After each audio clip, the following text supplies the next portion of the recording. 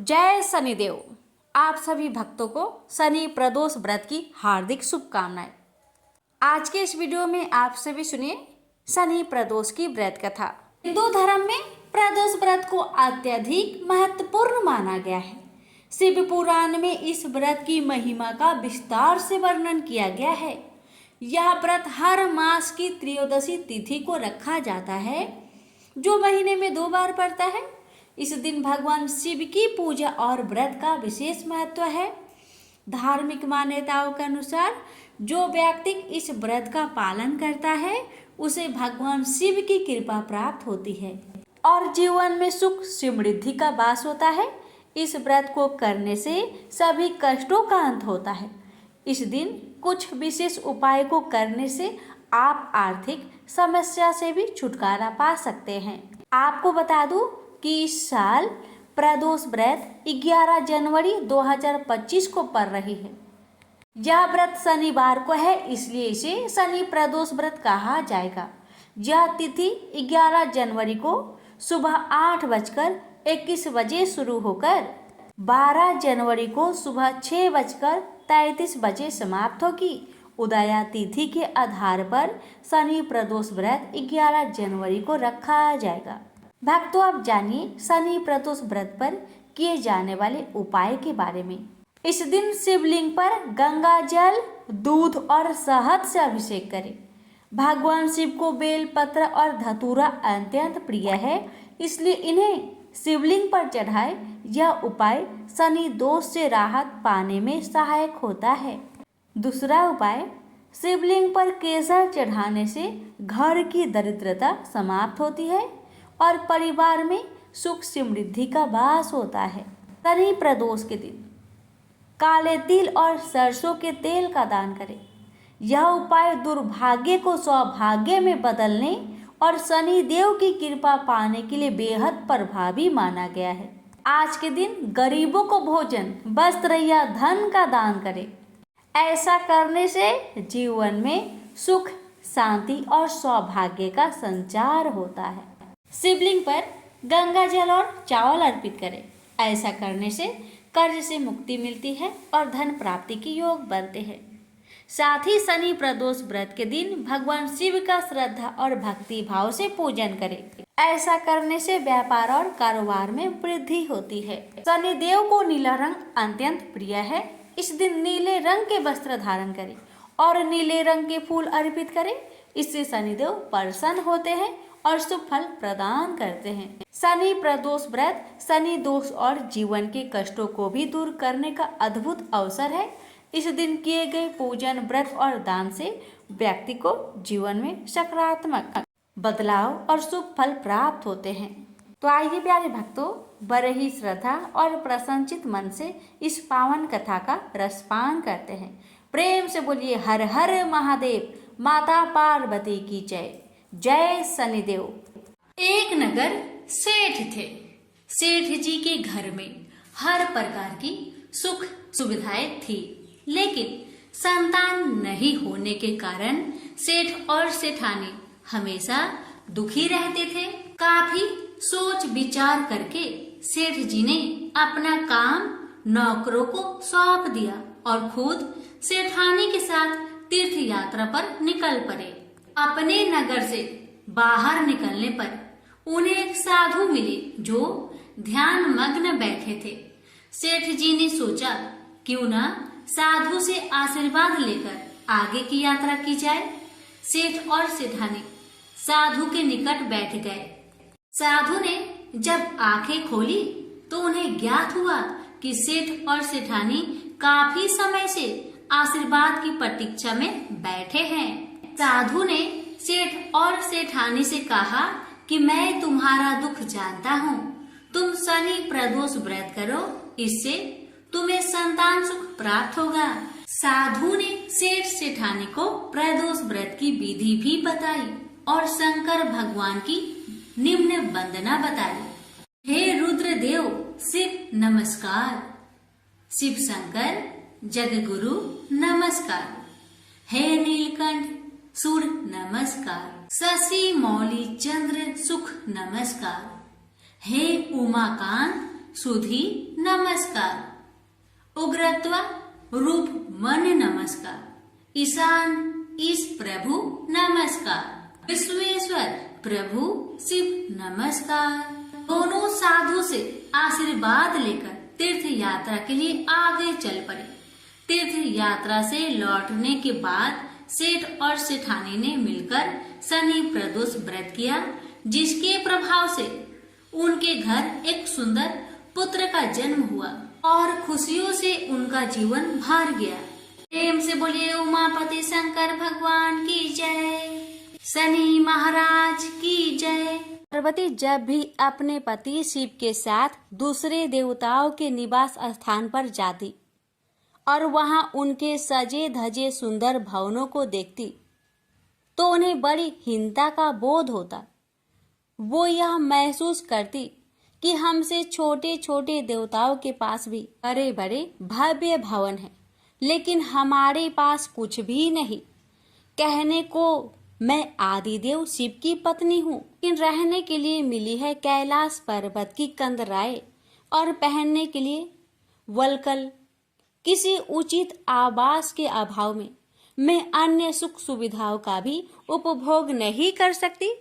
एक दिन पार्वती ने अपने मन की यह व्यथा अपने पति शिव से कही। सुनकर शिव मुस्कुराए, फिर बोले, इसमें हीनता की कोई बात नहीं है देवी। प्रत्येक व्यक्ति की अपनी अपनी जीवन शैली होती है। हमारी जीवन शैली यही है। हम अपनी इस शैली को हीन क्यों समझे? अन्य देवगण प्राकृतिक से बहुत दूर है, जबकि हम प्राकृतिक की गोद में निवास करते हैं। यह तो हमारे लिए गौरव की बात है, हीनता की नहीं। शिव के तर्कों से पार्वती संतुष्ट नहीं हुई और बोली, मुझे आपकी ये बातें समझ में नहीं आती देव। मुझे तो अपना एक आवास चाहिए, बहुत ही भव्य और सुख सुविधा से पूर्ण। शिव ने अपनी सहज मुस्कान के साथ उत्तर दिया, इसमें क्या मुश्किल है देवी। मैं अभी विश्वकर्मा को बुलवा देता हूँ, उनसे जैसा चाहे वैसा आवास बनवा ले। विश्वकर्मा को बुलवाया गया। पार्वती ने आदेश दिया, हमारे लिए एक ऐसा भवन बनाओ जैसा विश्व में कहीं ना हो। विश्वकर्मा ने आदेश स्वीकार किया। निर्माण कार्य प्रारंभ हो गया। कुछ ही समय में पार्वती की इच्छा अनुसार भव्य भवन तैयार हो गया। अपने भवन को देखकर पार्वती अति प्रसन्न हुई। गृह प्रवेश की तैयारी होने लगी। पार्वती चाहती थी कि गृह प्रवेश के समय सभी प्रमुख देवता हमारे यहाँ उपस्थित रहे।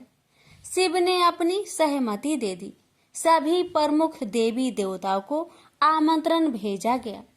गृह प्रवेश के समय वे सब कैलाश पर्वत पर आ गए। उन्होंने पार्वती के भव्य भवन की भूरी भूरी प्रशंसा की। इन विश्व नियंता ब्रह्मा खामोश रहे।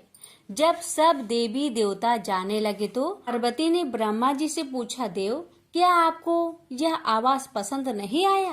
ब्रह्मा जी ने आश्चर्य व्यक्त करते हुए पार्वती से ही प्रश्न किया, देवी मैंने ऐसा कब कहा? आपके चेहरे की भाव भंगिमा कुछ ऐसा ही कह रही है प्रभु। पार्वती ने अपनी शंका स्पष्ट की। फिर ब्रह्मा जी को मौन देखकर पार्वती ने अपनी बात आगे बढ़ाई, देव आप कुछ संकोच कर रहे हैं, स्पष्ट कहिए क्या बात है? ब्रह्मा जी ने तनिक रुककर उत्तर दिया, देवी और तो सब ठीक है, लेकिन इस प्रसाद पर शनि की कुदृष्टि है। इतना कहकर वे वहां से चले गए। पार्वती ने ब्रह्मा जी की बात शिव को बतलाई तो वे भी कुछ चिंता में पड़ गए। पार्वती ने शिव से पूछा, प्रभु शनि की दृष्टि से क्या हो सकता है? यह प्रसाद जल सकता है? शिव ने उत्तर दिया। यह सुनकर पार्वती भी चिंतित हो गई और बोली, प्रभु इसके लिए कोई उपाय कीजिए। शिव ने निराशा व्यक्त की।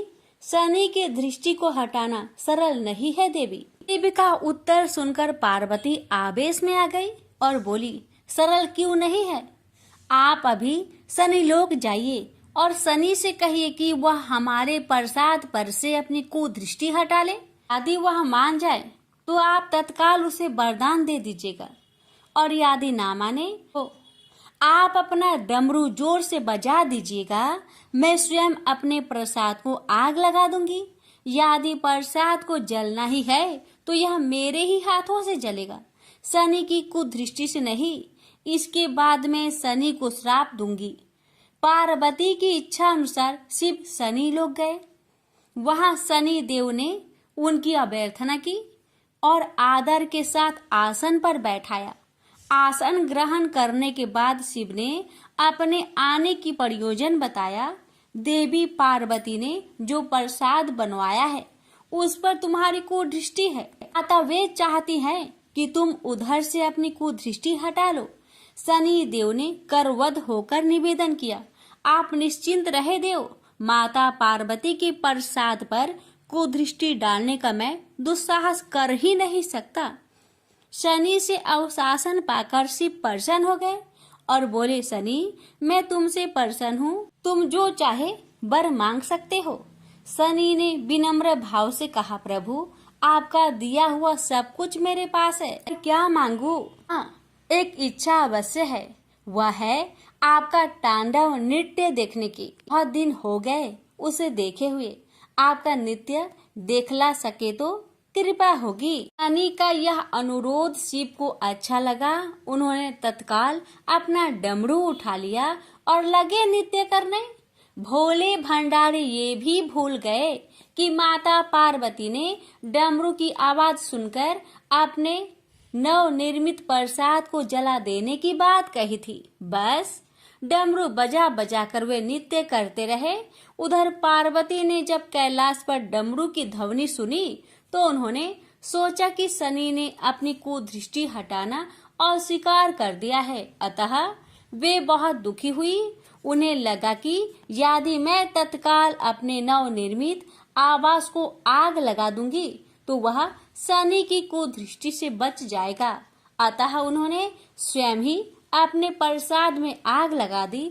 वह धू धू करके जल उठा। प्रसाद को जलता देख पार्वती का शनि पर क्रोध धीरे धीरे बढ़ने लगा और वे उसे श्राप देने के लिए तैयार हो गए।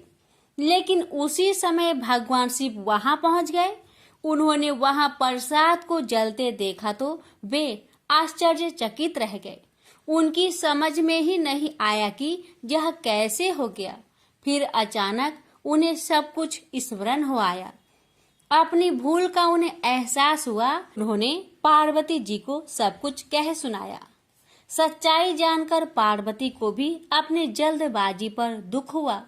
अब शनि को श्राप देने का कोई अर्थ नहीं था। प्रत्यक्षतः उसका कहीं कोई अपराध नहीं था।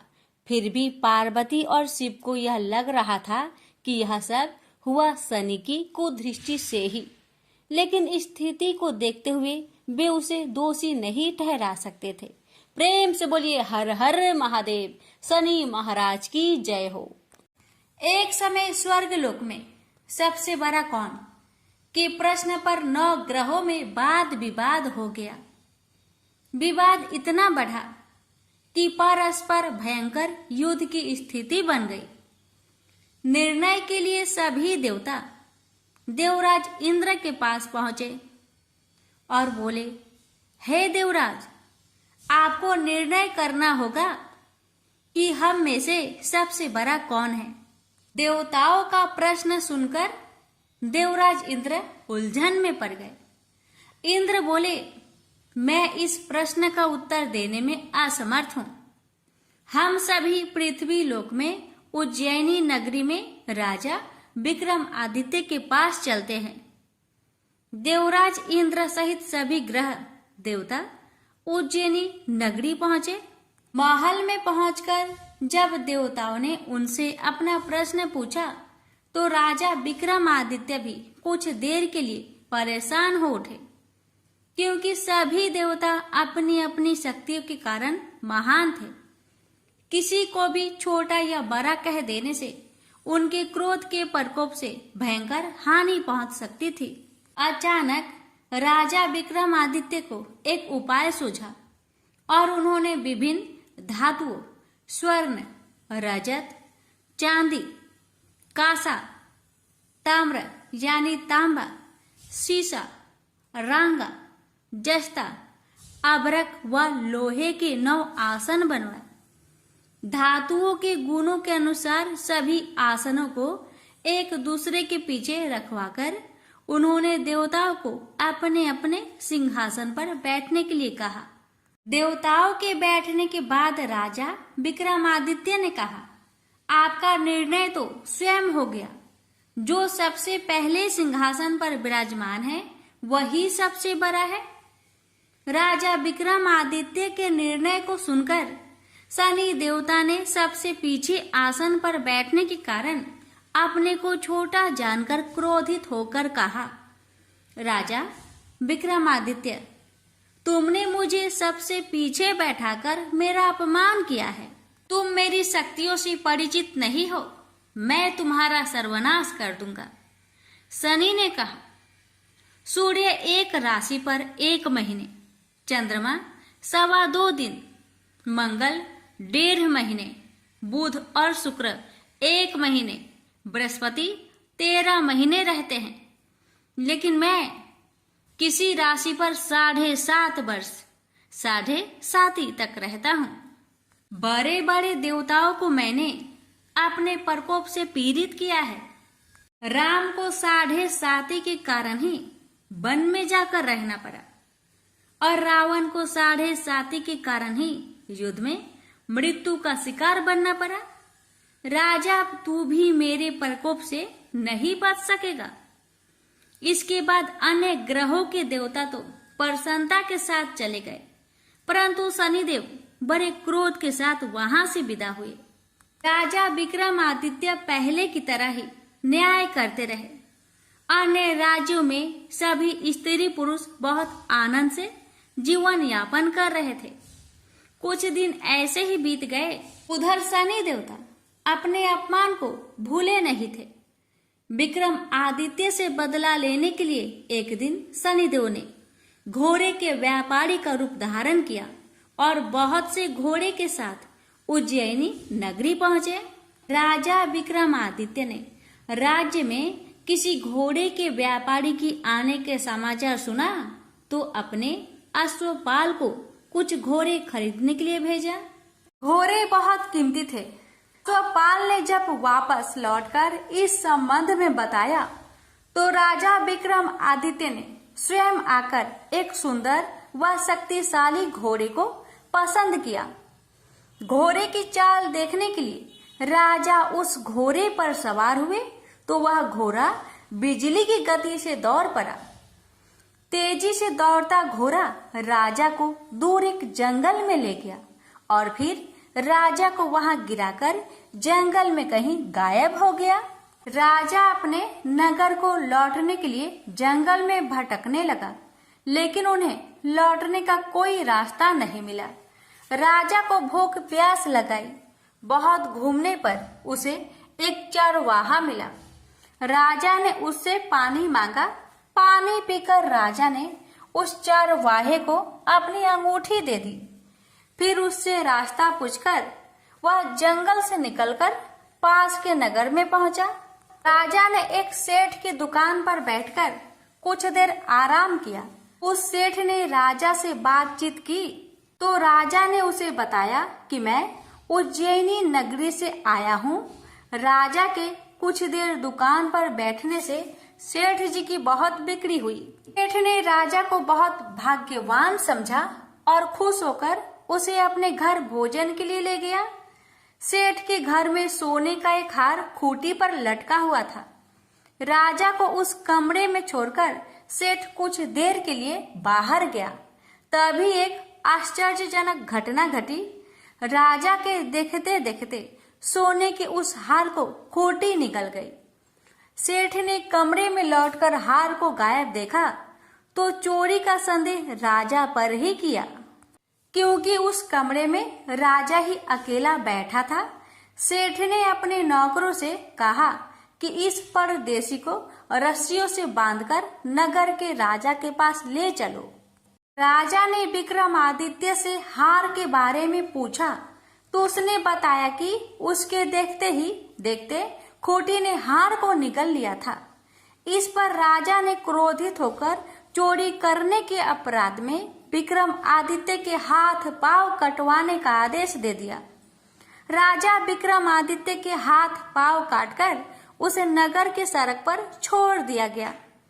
कुछ दिन बाद एक तेली उसे उठाकर अपने घर ले गया और उसे अपने कोल्हू पर बैठा दिया।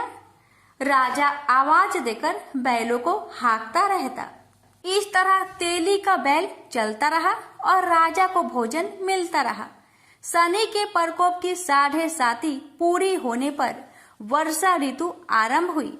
राजा विक्रमादित्य एक रात मेघ मल्हार गा रहा था कि तभी नगर के राजा की लड़की राजकुमारी मोहिनी रथ पर सवार उस तेली के घर के पास से गुजरी।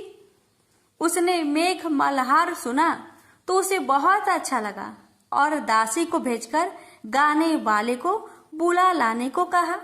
दासी ने लौटकर राजकुमारी को अपंग राजा के बारे में सब कुछ बता दिया। राजकुमारी उसके मेघ मल्हार से बहुत मोहित हुई, अतः उसने सब कुछ जानकर भी अपंग राजा से विवाह करने का निश्चय कर लिया। राजकुमारी ने अपने माता पिता से जब यह बात कही तो वे हैरान रह गए। रानी ने मोहिनी को समझाया, बेटी तेरे भाग्य में तो किसी राजा की रानी होना लिखा है, फिर तू उस अपंग से विवाह करके अपने पांव पर कुल्हाड़ी क्यों मार रही है। राजकुमारी ने अपनी जिद नहीं छोड़ी। अपनी जिद पूरी करने के लिए उसने भोजन करना छोड़ दिया और प्राण त्याग देने का निश्चय कर लिया। आखिर राजा रानी को विवश होकर अपंग विक्रमादित्य से राजकुमारी का विवाह करना पड़ा। विवाह के बाद राजा विक्रमादित्य और राजकुमारी तेली के घर में रहने लगे। उस रात स्वप्न में शनिदेव ने राजा से कहा, राजा तुमने मेरा प्रकोप देख लिया, मैंने तुम्हें अपने अपमान का दंड दिया है। राजा ने शनिदेव से क्षमा करने को कहा और प्रार्थना की, हे शनिदेव, आपने जितना दुख मुझे दिया है अन्य किसी को न देना। शनिदेव ने कुछ सोचकर कहा, राजा मैं तुम्हारी प्रार्थना स्वीकार करता हूँ। जो कोई स्त्री पुरुष मेरी पूजा करेगा, शनिवार को व्रत करके मेरी व्रत कथा सुनेगा, उस पर मेरी अनुकंपा बनी रहेगी। प्रातः काल राजा विक्रमादित्य की नींद खुली तो अपने हाथ पांव देखकर राजा को बहुत खुशी हुई। उसने मन ही मन शनिदेव को प्रणाम किया। राजकुमारी भी राजा के हाथ पांव सही सलामत देखकर आश्चर्य में डूब गई। राजा विक्रमादित्य ने अपना परिचय देते हुए शनिदेव के प्रकोप की सारी कहानी सुनाई। सेठ को जब इस बात का पता चला तो दौड़ता हुआ तेली के घर पहुंचा और राजा के चरणों में गिरकर क्षमा मांगने लगा। राजा ने उसे क्षमा कर दिया क्योंकि यह सब तो शनिदेव के प्रकोप के कारण हुआ था। सेठ राजा को अपने घर ले गया और उसे भोजन कराया। भोजन कराते समय वहां एक आश्चर्यजनक घटना घटी। सबके देखते देखते उस खूंटी ने हार उगल दिया। सेठ जी ने अपनी बेटी का विवाह भी राजा के साथ कर दिया और बहुत से स्वर्ण आभूषण धन आदि देकर राजा को विदा किया। राजा विक्रमादित्य राजकुमारी मोहिनी और सेठ की बेटी के साथ उज्जैनी पहुंचे तो नगर वासियों ने हर्ष से उनका स्वागत किया। अगले दिन राजा विक्रमादित्य ने पूरे राज्य में घोषणा कराई कि शनिदेव सब देवों में सर्वश्रेष्ठ है। प्रत्येक स्त्री पुरुष शनिवार को उनका व्रत करे और व्रत कथा अवश्य सुने। राजा विक्रमादित्य की घोषणा से शनिदेव बहुत प्रसन्न हुए। शनिवार का व्रत करने और व्रत कथा सुनने के कारण सभी लोगों की मनोकामनाएं शनिदेव की अनुकंपा से पूरी होने लगी। सभी लोग आनंद पूर्वक रहने लगे। प्रेम से बोलिए शनि महाराज की जय हो।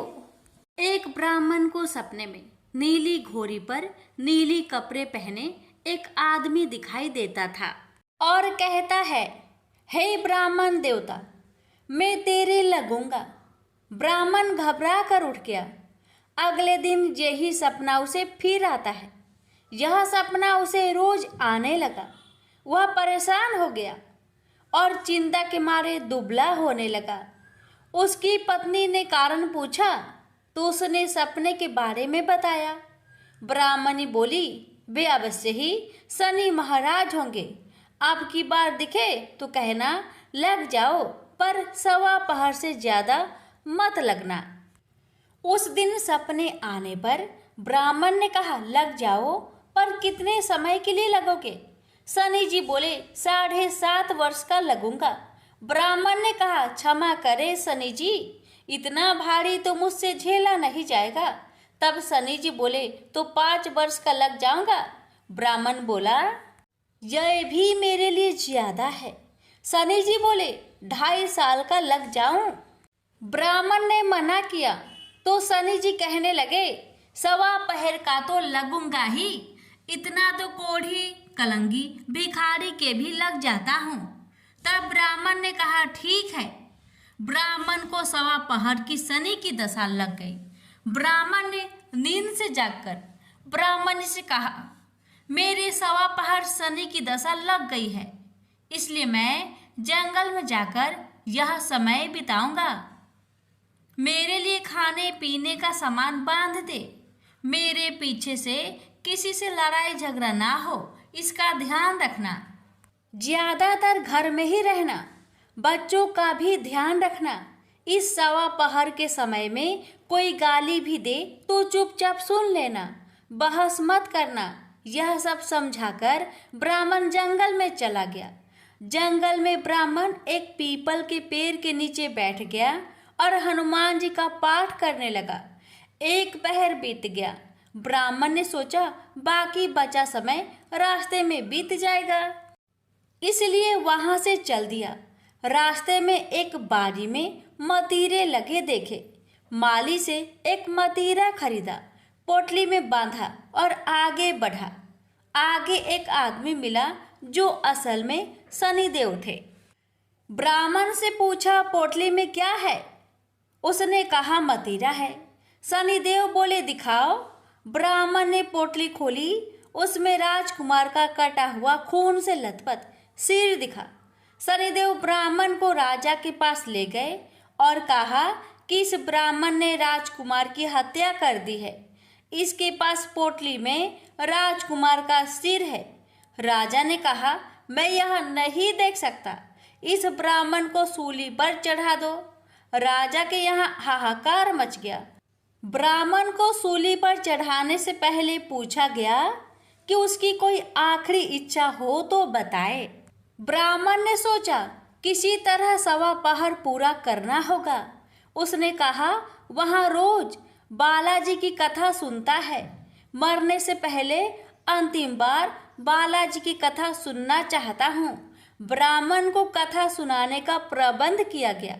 कथा कहते कहते सवा पहर पूरा हो गया। शनि की दशा टलते ही राजकुमार शिकार खेलकर लौटता हुआ दिखाई दिया।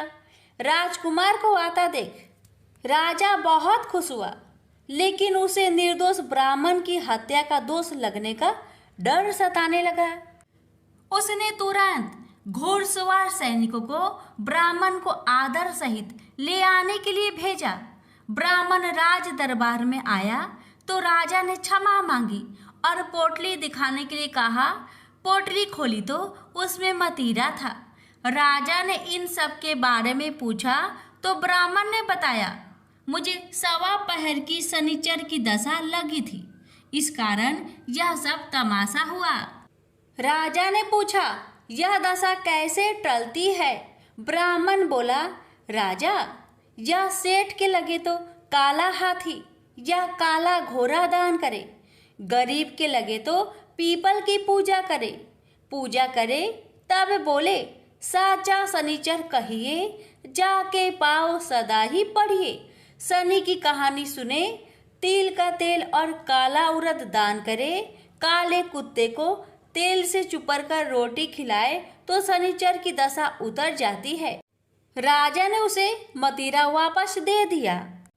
घर आकर ब्राह्मण ने मदिरा काटा तो उसमें बीज की जगह हीरे मोती निकले। ब्राह्मण ने पूछा, यह कहाँ से लाए? आप तो कह रहे थे कि शनि की दशा लगी है। ब्राह्मण ने कहा, जब दशा लगी थी तो यही मदिरा राजकुमार का सिर बन गया था। उतरती दशा के शनि जी निहाल कर गए। हे शनि देवता, जैसे ब्राह्मण के शनि की दशा लगी वैसे किसी को ना लगे। प्रेम से बोलिए शनि देव की जय। कथा के मुताबिक शनिदेव की सौतेली माँ के कारण शनिदेव को श्राप लगा, जिसके बाद वो लंगड़े हो गए। सूर्य देव का तेज सहन न कर पाने की वजह से उनकी पत्नी संज्ञा छाया देवी ने अपने शरीर से अपने जैसे ही एक प्रतिमूर्ति तैयार की और उसका नाम स्वर्णा रखा। संज्ञा देवी ने स्वर्णा को आज्ञा दी कि तुम मेरी अनुपस्थिति में मेरी सारी संतानों की देखरेख करते हुए सूर्य देव की सेवा करो और पत्नी सुख भोगो। ये आदेश देकर वह अपने पिता के घर चली गई। स्वर्णा ने भी अपने आप को इस तरह ढाला कि सूर्य देव भी यह रहस्य न जान सके। इस बीच सूर्य देव से स्वर्णा को 5 पुत्र व 2 पुत्रियां हुई। स्वर्णा अपने बच्चों पर अधिक और संज्ञा की संतानों पर कम ध्यान देने लगी। एक दिन संज्ञा के पुत्र शनि को तेज भूख लगी तो उसने स्वर्णा से भोजन मांगा।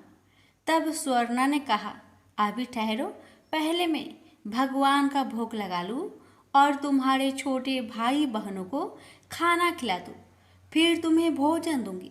यह सुन शनि को क्रोध आ गया और उन्होंने भोजन पर लात मारने के लिए अपना पैर उठाया।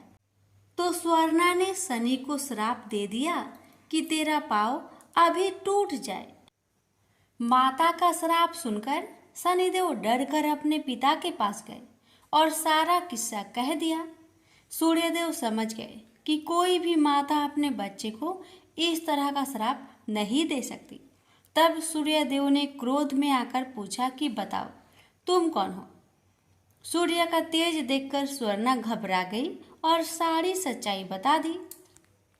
तब सूर्यदेव ने शनि को समझाया कि स्वर्णा तुम्हारी माता तो नहीं है, परंतु माँ के समान है, इसलिए उसका श्राप व्यर्थ तो नहीं होगा, परंतु यह उतना कठोर नहीं होगा कि टांग पूरी तरह से अलग हो जाए। हाँ, तुम आजीवन एक पाँव से लंगड़ाकर चलते रहोगे। यही कारण है कि शनिदेव लंगर कर चलते हैं। प्रेम से बोलिए शनि भगवान की जय। प्यारे भक्तों, अब आप श्रवण करेंगे शनि स्रोत पाठ, जिसे श्रद्धा भाव से श्रवण करने से हर कष्टों से मुक्ति मिलती है।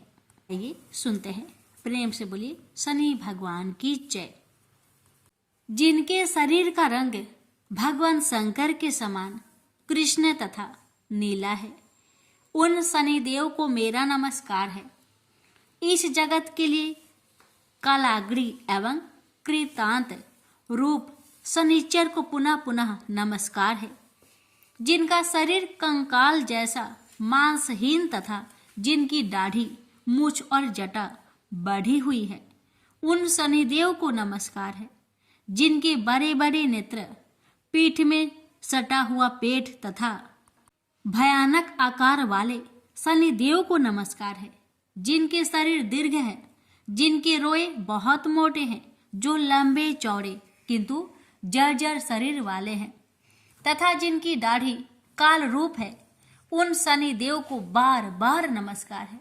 हे शनिदेव, आपके नेत्र कठोर के समान गहरे हैं, आपकी ओर देखना कठिन है। आप रुद्र, भीषण और विकराल है, आपको नमस्कार है। सूर्य नंदन भास्कर पुत्र, अभय देने वाले देवता, वली मुख, आप सब कुछ भक्षण करने वाले हैं। ऐसे शनिदेव को प्रणाम है। आपकी दृष्टि अधोमुखी है। आप संवर्तक, मंद गति से चलने वाले तथा जिसका प्रतीक तलवार के समान है, ऐसे शनिदेव को पुनः पुनः नमस्कार है। आपने तपस्या से अपने देह को दग्ध कर लिया है।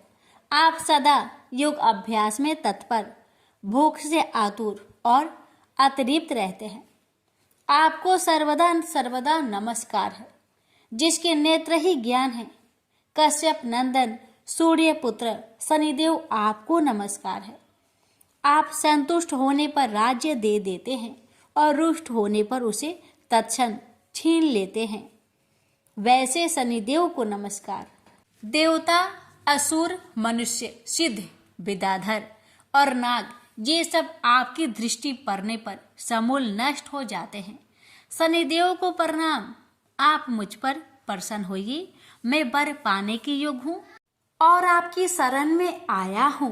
राजा दशरथ के इस प्रकार प्रार्थना करने से शनिदेव अत्यंत प्रसन्न हुए और उन्होंने कहा कि उत्तम व्रत का पालन करने वाले राजा दशरथ, तुम्हारी इस स्तुति से मैं अत्यंत संतुष्ट हुआ।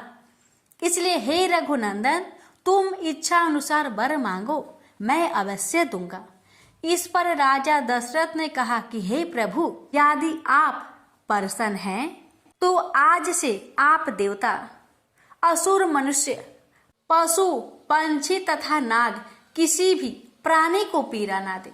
बस यही मेरा प्रिय वरदान है। राजा की इस विनम्रता से स्तब्ध और अति प्रसन्न शनिदेव ने कहा कि वे वैसे इस प्रकार का वरदान वे किसी को नहीं देते, परंतु संतुष्ट होने के कारण उन्हें दे रहे हैं।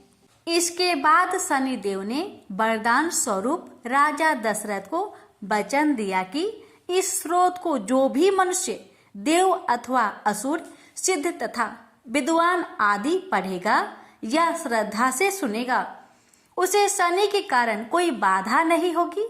जिनकी महादशा या अंतरदशा में, गोचर में अथवा लग्न स्थान द्वितीय, चतुर्थ, अष्टम या द्वादश स्थान में शनि हो, वे व्यक्ति की आदि पवित्र होकर दिन में 3 बार प्रातः, मध्य और सायंकाल के समय इस स्रोत को ध्यान से देखकर पढ़ेंगे या सुनेंगे, उनको निश्चित रूप से ही शनि पीड़ित नहीं करेगी।